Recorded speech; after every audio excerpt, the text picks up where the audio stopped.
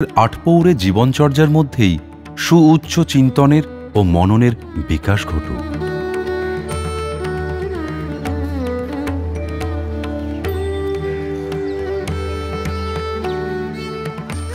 উনি বলতেন, simple living, high thinking, maximum freedom, minimum রেস্ট্রেইন্ট।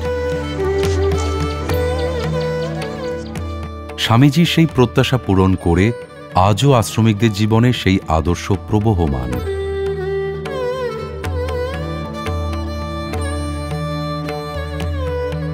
Calcutta বিদ্যার্থী আশ্রমের ছাত্ররা মন্দিরের পূজা প্রার্থনার সমান্তরালে আশ্রমের পরিষ্কার পরিচ্ছন্নতার সমস্ত কাজ নিজেরাই করেন।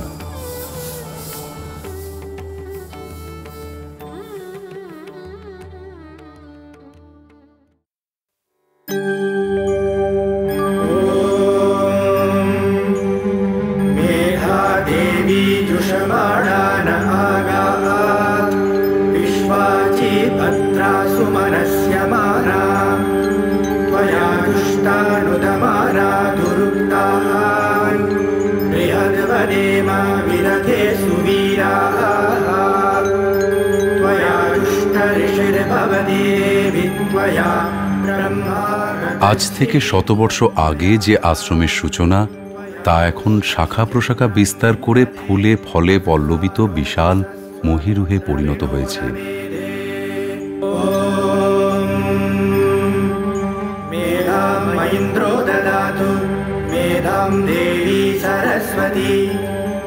আত্মকর্তৃত্ব চর্চার আদর্শ ভ্রষ্ট হয়নি এই আশ্রম এবং আশ্রমিকগণ।